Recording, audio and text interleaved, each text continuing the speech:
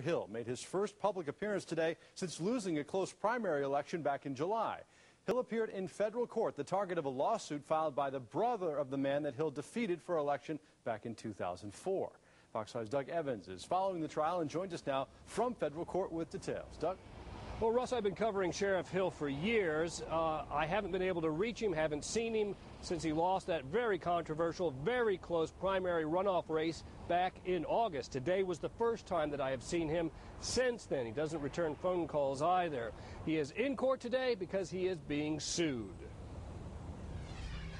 It's alleged that on his second day of office in 2005, then new sheriff Victor Hill violated the civil rights of Mark Tuggle. Tuggle is the brother of Stanley Tuggle. Stanley Tuggle is the man Hill unseated in the 2004 election to win office. The Sheriff's Department arrested Mark Tuggle for allegedly making harassing phone calls to the sheriff. The subject was the controversial firing of 27 deputies on Hill's first day in office. Neither man commented before the start of opening arguments in federal court today. In opening statements here at the federal courthouse this afternoon, the lawyer for Mark Tuggle says his client did call the sheriff's office twice the day that Victor Hill fired all those deputies. One was a recorded message in which Mark Tuggle said, "I want to talk to that short, expletive sheriff of y'all's." Another time, he spoke to a deputy and said he insisted on talking to Sheriff Victor Hill about the firings. Tuggle's attorney says the arrest violated his client's civil rights. The Clayton County solicitor eventually dropped the charges.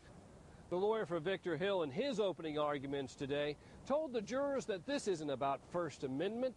This is about settling an old debt, an old score. He says that Mark Tuggle is just angry from the 2004 election, that his brother had lost that election to Victor Hill and could not and still cannot accept the winds of change that swept Victor Hill into office in the first place. Hill's attorney says that Mark Tuggle wants payback.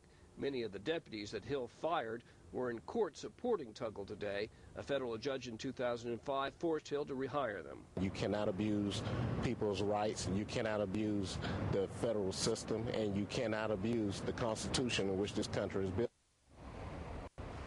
Victor Hill said today that he'll be doing no media interviews during this trial. The trial is expected to last another day. Live at the federal courthouse, Doug Evans, Fox 5 News.